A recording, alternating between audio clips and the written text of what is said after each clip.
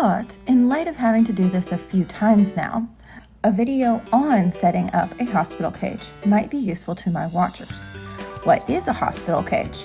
How do they differ from a regular rat cage? What should and shouldn't be included? And what cages are best for a hospital cage?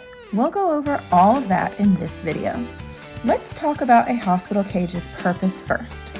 Most often, these are cages used after surgery. Depending on the surgery, the cage can be set up a bit differently, but generally, it is small to prevent the rat living inside it from stretching too much and ripping out stitches or opening its incision. Most cages are short, not tall enough to climb at all, and not very long either. You also want small bar spacing, so even tiny rats, like Cece, can't escape. Something that's important to address is the human element of enrichment. In the case of a neuter for aggression, you will want to be super careful and handle as little as possible. Handling too much can mask potentially lingering aggression and make it hard to tell if the neuter actually worked. If you must do so, I recommend using cut-proof gloves. While these will not protect you from crushing injuries, they will be helpful in protecting you from puncture wounds, lacerations, and nerve damage due to these sorts of bites. If you need to move the rat, lure them into a carrier or box with treats and keep your hands away. If you are able to handle the rat, I love using a bonding scarf or a hoodie and keeping the rat with me or my kids as much as possible.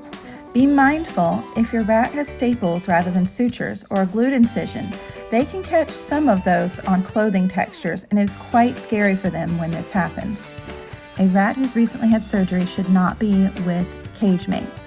This is because their cage mates are going to want to sniff, lick, and possibly remove the sutures that are put in by the vet. It's very normal for them to do this, and they're not trying to hurt the other rat, so for their own safety, just keep them separated until those sutures come out, or for 2 weeks if they have a glued incision. Specific details of the cage setup can vary depending on the surgery. For example, when Cece had his wound on the top of his head, he was able to move and do normal rat things. He just couldn't have loose bedding, as normal digging and foraging behavior could cause an infection. But a rat who's had a tumor removed or been spayed or neutered, for example, shouldn't be stretching. So talk to your vet about your rat's specific needs when setting up a hospital cage. The setup is fairly boring and feels completely backward from normal rat keeping.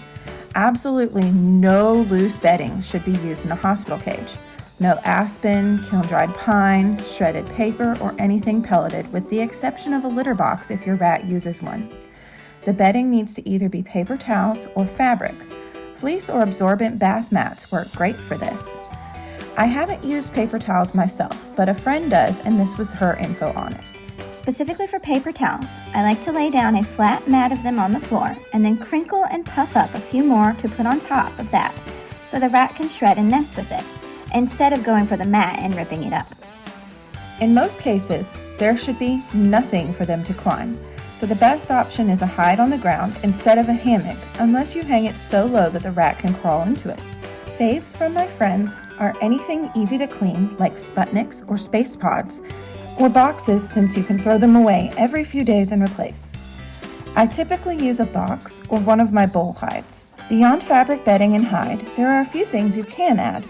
Chew toys on the floor of the cage are great for a rat recovering from common surgeries, as is paper to nest with. Providing a whole roll of toilet paper to make nest with and changing that out daily to every few days, especially if it's been peed in or pooped on daily, is a must. I've used tissue paper as well, and that was another hit.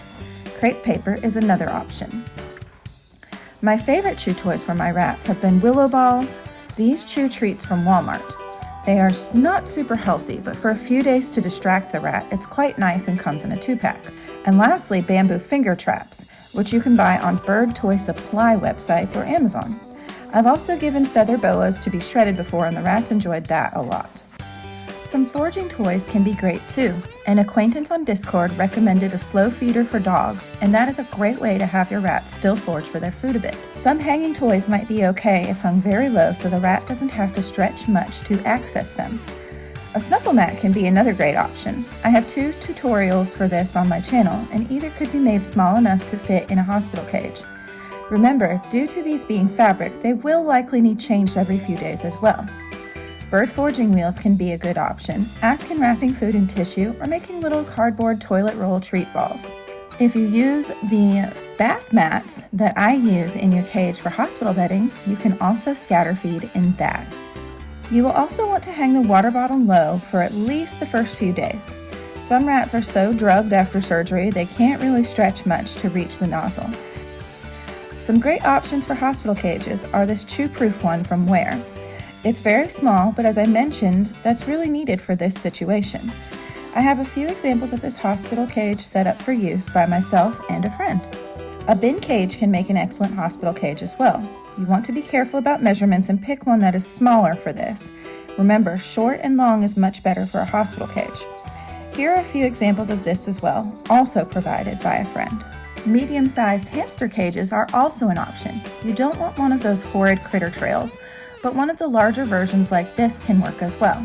Make sure to take out any wheels or levels that come with the cage to give enough space for the rat to move around.